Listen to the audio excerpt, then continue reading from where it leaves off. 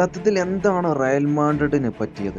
എവിടേക്കാണ് Real Madrid പോകുന്നത്? തോൽവിക്ക് പിന്നാലെ ഡ്രസ്സിംഗ് റൂമിൽ വലിയ അടിപിടിയും. ഇത്ര മാനേഴ്സ് ഇല്ലാത്ത ക്ലബ്ബാണോ റയൽ മാഡ്രിഡ്? അല്ലെങ്കിൽ ആളുകൾ പറഞ്ഞു പരത്തുന്നതാണോ? ഇന്ന് ലോക ഫുട്ബോളിൽ ഏറ്റവും കൂടുതൽ ചർച്ചയാകുന്ന ക്ലബ്ബുകളിൽ ഒന്നാണ് റയൽ മാഡ്രിഡ്. കാരണം തോൽവി മാത്രമല്ല, ആ തോൽവിക്ക് പിന്നാലെ പുറത്തു വന്ന ഡ്രസ്സിംഗ് റൂം കഥകൾ. വർഷങ്ങളായി ലോക ഫുട്ബോളിൽ അകത്ത് എത്ര പ്രശ്നമുണ്ടെങ്കിലും പുറത്തേക്ക് കാണിക്കാത്ത ക്ലബ്ബ് എന്നൊരു ഇമേജ് സൂക്ഷിച്ചിരുന്ന റയൽ മാഡ്രിഡിന്റെ ഉള്ളറകളിൽ ഇപ്പോൾ എന്തോ പൊട്ടിത്തെറിക്കുകയാണ് എന്ന ഫീലാണ് ലോകമൊട്ടാകെയുള്ള ആരാധകർക്ക് ലഭിക്കുന്നത്. ഫെഡറിക്കോ വാൽവേർഡെയും ചുവമേനിയും തമ്മിലുണ്ടായ വാക്കേറ്റവും പിന്നാലെ ഡ്രസ്സിംഗ് റൂമിൽ വരെ എത്തിയ സംഘർഷവുമാണ് അതിന് തീ കൊളുത്തിയത്.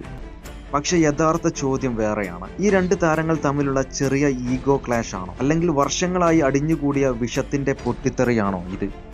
കാരണം ഈ സീസൺ മുഴുവൻ നോക്കിയാൽ റയൽ മാഡ്രിഡ് ഒരു ഫുട്ബോൾ ടീം പോലെയല്ല. ഒരേ ജേഴ്സി ധരിച്ചിട്ടും ഓരോ ദിശയിലേക്ക് ഓടുന്ന മനുഷ്യരുടെ കൂട്ടം പോലെയാണ് പലപ്പോഴും ആളുകൾക്ക് തോന്നുന്നത്. മുമ്പ് ഈ ടീമിൽ ഇതേ പ്രശ്നങ്ങൾ ഉണ്ടായിട്ടില്ലേ? അതെ, ഉണ്ടായിരുന്നു. പക്ഷെ അന്ന് ഡ്രസ്സിംഗ് റൂമിൽ ഉണ്ടായിരുന്ന ലീഡർഷിപ്പ് വേറെ ലെവലായി. സെർജിയോ റാമോസ് പോലെയുള്ളവർ, ലുക്കാ മോഡ്രിച്ച് പോലെയുള്ളവർ, ടോണി ക്രൂസ് പോലെയുള്ളവർ, അവർ വെറും താരങ്ങളല്ലായിരുന്നു.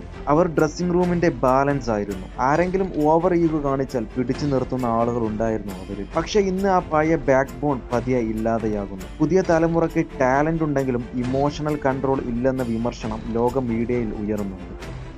ഈ പ്രശ്നം തുടങ്ങിയത് എവിടെയാണെന്ന് നോക്കണം. സീസൺ തുടക്കത്തിൽ തന്നെ റയൽ മാഡ്രിഡിന്റെ കളിയിൽ ഇൻസ്റ്റേബിലിറ്റി ഉണ്ടായിരുന്നു. ചില മത്സരങ്ങൾ ഇൻഡിവിജ്വൽ ബ്രില്യൻസ് കൊണ്ട് ജയിച്ചു, പക്ഷെ ടീമിനുള്ളിൽ കെമിസ്ട്രി പെർഫെക്റ്റ് അല്ലെന്ന് പരലക്കുറി നമുക്ക് കാണിച്ചു തന്നു. ജൂഡ് ബെല്ലിംഗാം പോലെയുള്ള താരങ്ങൾ വന്നതോടെ സ്പോട്ട് ലൈറ്റ് മാറി. ചില പഴയ കോർ താരങ്ങൾക്ക് അവരുടെ ഇൻഫ്ലുവൻസ് കുറയുന്നതായി തോന്നി. ചിലർക്ക് പുതിയ ജനറേഷനാണ് ക്ലബിന്റെ ഫ്യൂച്ചർ എന്ന് തോന്നി. ഈ സൈലന്റ് ഡിവിഷനാണ് പിന്നീട് സ്ലോലി ഡ്രസ്സിംഗ് റൂം പൊളിറ്റിക്സ് ആകാൻ തുടങ്ങിയെന്ന് സ്പാനിഷ് മീഡിയ റിപ്പോർട്ട് ചെയ്തിരുന്നു.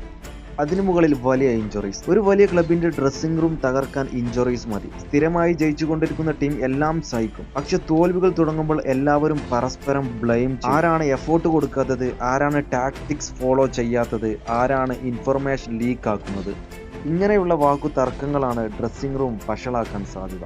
ചില റിപ്പോർട്ടുകൾ പറയുന്നത് ചില താരങ്ങൾ ക്ലബിനുള്ളിലെ കാര്യങ്ങൾ പുറത്തേക്ക് പോകുന്നു എന്ന് സംശയിക്കാൻ തുടങ്ങി. അതോടെ ട്രസ്റ്റ് ഇല്ലാതെയായി. ട്രസ്റ്റ് പോയ ഡ്രസ്സിംഗ് റൂം ഒരിക്കലും ചാമ്പ്യൻസ് ഡ്രസ്സിംഗ് റൂം ആകില്ലല്ലോ. റയൽ മാഡ്രിഡ് എന്ന ക്ലബ്ബ് വെറും ടാലന്റ് കൊണ്ട് മാത്രം ചരിത്രം ഉണ്ടാക്കിയ ടീമല്ല, മെന്റാലിറ്റി കൊണ്ടാണ്. ചാമ്പ്യൻസ് ലീഗ് നൈറ്റ്സിൽ അവസാന നിമിഷം വരെ ഫൈറ്റ് ചെയ്യുന്ന ആ മെന്റാലിറ്റി. പക്ഷെ ഇപ്പോൾ ആരാധകർ ചോദിക്കുന്നത് ആ പഴയ മെന്റാലിറ്റി എവിടെ പോയി എന്നതാണ്. മുമ്പ് ഒരു ഗോൾ വാങ്ങിയ ഈ ടീം കൂടുതൽ ഡേഞ്ചറസ് ആകുമായിരുന്നു. ഇപ്പോൾ ഒരു ഗോൾ വാങ്ങിയാൽ ഫ്രസ്ട്രേഷനാണ് കാണുന്നത്. കൈകൾ ഉയർത്തി ബ്ലെയിം ചെയ്യുന്ന താരങ്ങളെയാണ് കാണുന്നത്. അതാണ് ആരാധകരെ വേദനിപ്പിക്കുന്നത്.